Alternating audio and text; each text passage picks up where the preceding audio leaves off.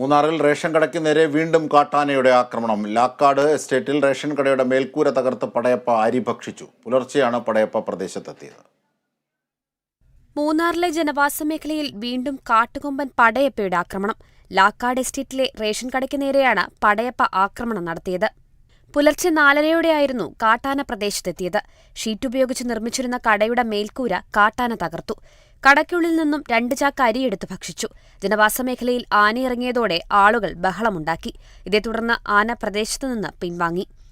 നാട്ടുകാർ വിവരമറിയിച്ചതിനെ തുടർന്ന് വനംവകുപ്പ് ഉദ്യോഗസ്ഥർ സ്ഥലത്തെത്തി. കഴിഞ്ഞ കുറെ നാളുകളായി മൂന്നാറിലെ ജനവാസ മേഖലയിൽ കാട്ടുകൊമ്പൻ പടയപ്പ സ്ഥിരസാന്നിധ്യമാവുകയും ആളുകളുടെ സാധാരണ ജീവിതത്തെ ബാധിക്കുകയും ചെയ്തിട്ടുണ്ട്.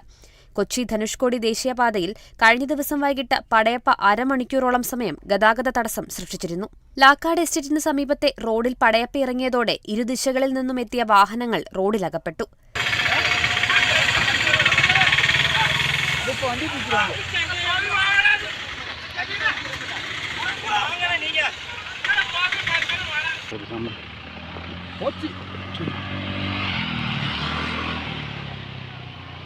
കഴിഞ്ഞ ദിവസം കുറ്റ്യാർവാലി എസ്റ്റേറ്റ് റോഡിലും പടയപ്പ ഇറങ്ങിയിരുന്നു. വനപാലകരെത്തി മണിക്കൂറുകളോളം നടത്തിയ ശ്രമത്തിനൊടുവിലാണ് കാട്ടാനയെ തുരത്തിയത്. കാട്ടുകൊമ്പനെ വനത്തിലേക്ക് തുരത്തണമെന്നാണ് ആളുകളുടെ ആവശ്യം. Kerala vision news.